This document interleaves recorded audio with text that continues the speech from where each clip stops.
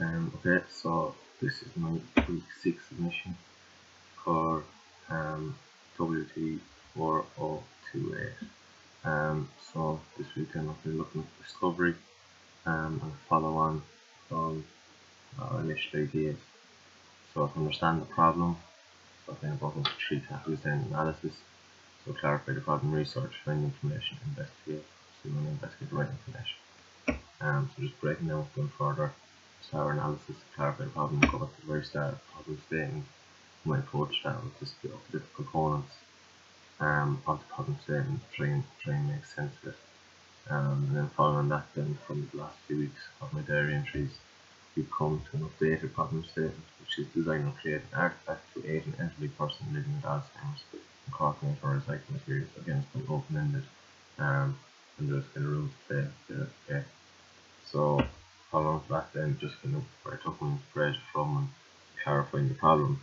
There is a friend of mine's father living with Alzheimer's, and he's also a good friend of my own father, and he played music and stuff like that. So it was quite close to home. Also, my aunt, my granny, who was living with Alzheimer's and was not living on her own, an elderly person on her own, since kind of moved into nursing home care. So there's that kind of take into consideration. Okay, so obviously the problem being that there's over 55,000 people living with Alzheimer's or dementia, most common form being Alzheimer's.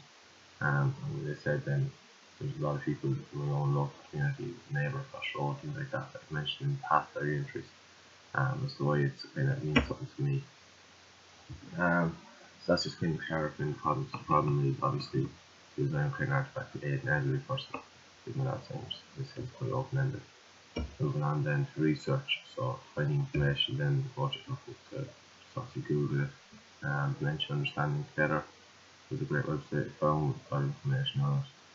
I was kind of hoping to find kind of products or artifacts, but there was more sort of memory clinics and assistive technology. So some of the assistive technology which I could take inspiration from would be memory aids, orientations, safety devices, communication aids, other devices. So this was technology based. So moving on to that, then I took to eBay and Amazon to see what sort of physical aids I could maybe take inspiration from and build on in my own design and make. So I found this organizer here for taking medication. Again, just convenience for convenience and like a daily reminder. So there's kind of planning involved in it. There's also this memory aid for dementia. So it uses symbols and signs. Again, kind of both present here that it was kind of the ease and the repetition involved. So further then to explore that then with the right information. So obviously you kind of go to the internet, there's not really too much or there's not a broad information. So I spoke to my auntie who's a nurse, and she kind of just pointed out to me that there is kind of 2 places where you have people living with Alzheimer's and a person with Alzheimer's in nursing homes, which are getting around the clock care. A lot of people don't, and also have elderly people who receive small amount of care, but still have a lot of dependence on maybe their own family members and things like that. So I kind of had that to consider using the OECD creativity things that I kind of mapped out in my last few diary entries on my ideas and things like that, and how I might make links to this.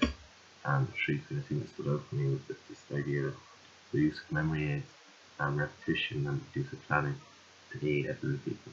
So my hope is to incorporate elements of all 3 elements here in my final design that I'm dependent on either memory aids or use of repetition and planning to aid this elderly person who is living with Alzheimer's. My approach is going to be somebody who is living alone, not in the care of a nursing home.